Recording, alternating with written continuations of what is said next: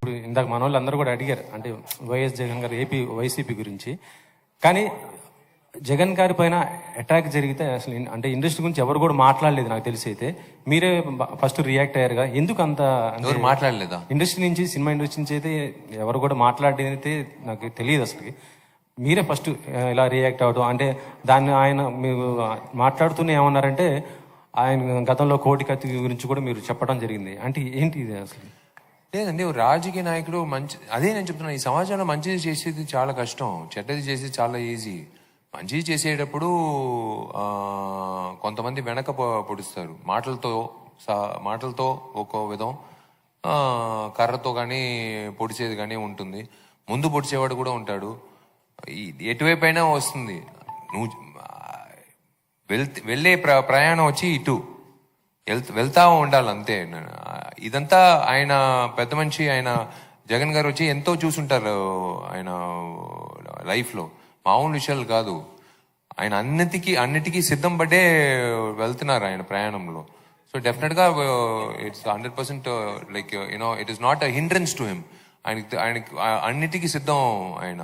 So definitely ఆయనే CM అవుతానని మీరు గట్టిగా చెబుతున్నారు. అంటే అంత నమ్మకం ఏంటి సార్ మీకు?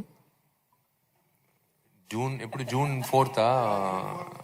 4th కదా, 5th నేను వచ్చి మిమ్మల్ని కలుస్తాను. 5th వచ్చి మిమ్మల్ని కలుస్తాను, అప్పుడు చెప్తాను.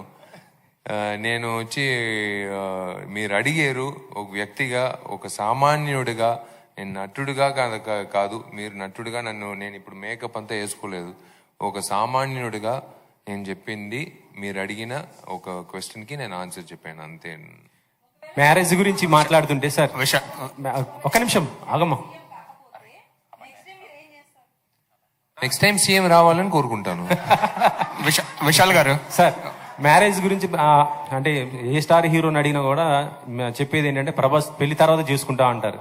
యాక్చువల్లీ చెప్పాలంటే ప్రభాస్ మీకంటే చిన్నోడే నాకు తెలిసి. ముందు అన్న పెళ్లి కాకుండా తమ్ముడు పెళ్లి ఎలా అవుతుంది?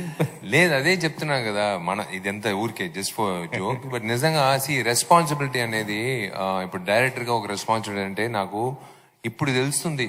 19 సంవత్సరాల్లో 34 సినిమాలు, 34 డైరెక్టర్లు వచ్చి ఎంత కష్టపడారు ఒక సినిమా తీయడం. నేను ఇప్పుడు చూస్తున్నాను ప్రతి డిపార్ట్మెంట్, ఒక చిన్న ఆర్టిస్ట్ ఆడిషనింగ్ ఒక పక్కన, ఒక డైలాగ్, నేను నిద్రపోయేదే తక్కువ దాంట్లో ఇప్పుడు ఆలోచనలు పక్కనే వచ్చి వాయిస్ రికార్డరు.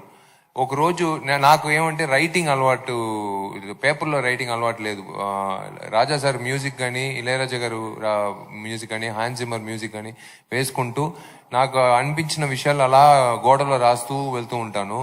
లేకపోతే ఏదైనా పేపర్లో ఏదైనా గీస్తూ ఉంటాను అంతే. అది నాకు గుర్తుంటుంది, అది సీన్ మొత్తం గుర్తుంటుంది. ఇప్పుడు నేను బుక్ రాయాల్సి